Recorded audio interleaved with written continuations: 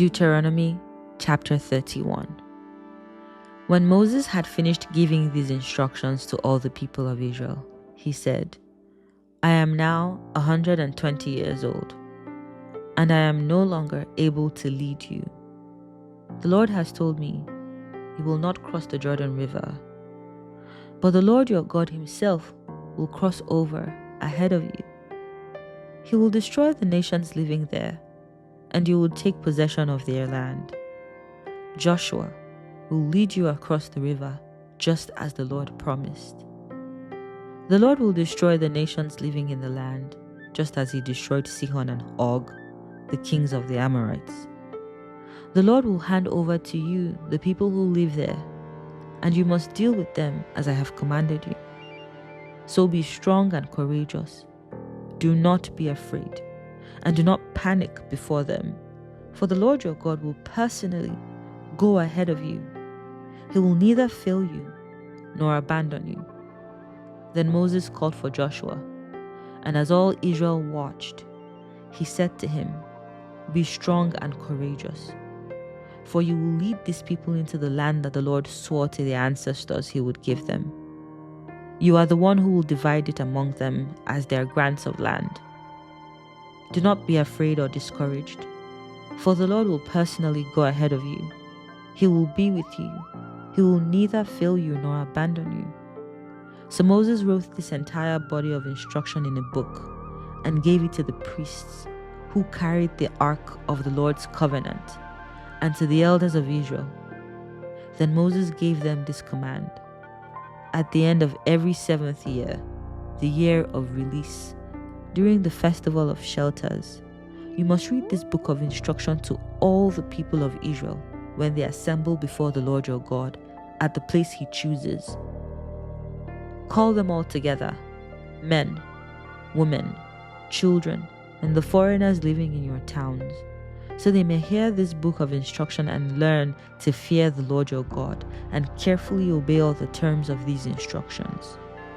Do this so that your children who have not known these instructions will hear them and learn to fear the Lord your God.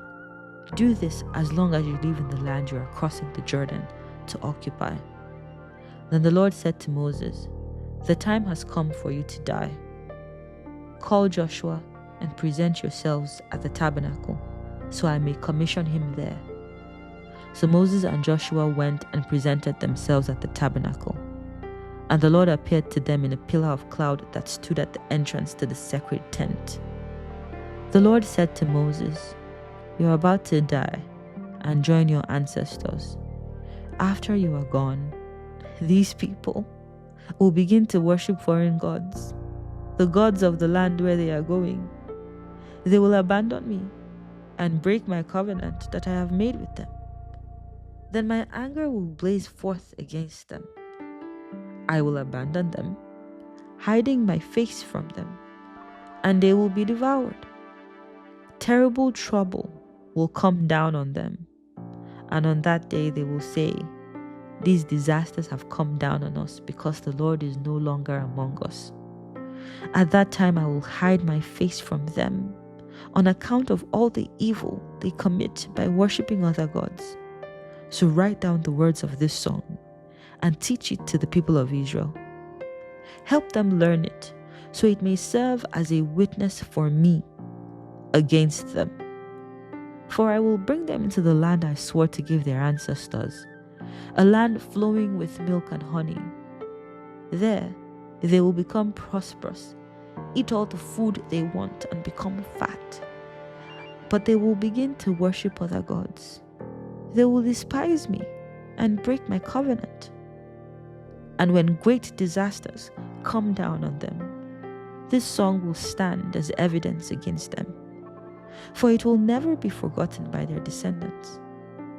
I know the intentions of these people, even now, before they have entered the land I swore to give them.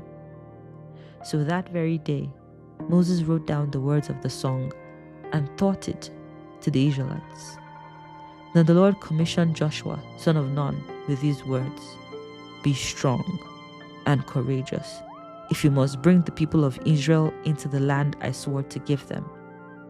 I will be with you.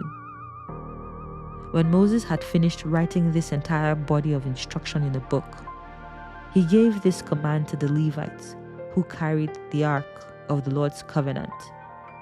Take this book of instruction and place it beside the ark of the covenant of the Lord your God, so it may remain there as a witness against the people of Israel.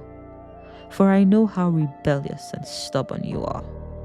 Even now, while I'm alive and I'm here with you, you have rebelled against the Lord. How much more rebellious will you be after my death? Now summon all the elders and officials of your tribes, so that I can speak with them directly and call heaven and earth to witness against them. I know that after my death, you will become utterly corrupt and will turn from the way I have commanded you to follow. In the days to come, disaster will come down on you, for you will do what is evil in the Lord's sight, making him very angry with your actions. So Moses recited this entire song publicly to the assembly of Israel.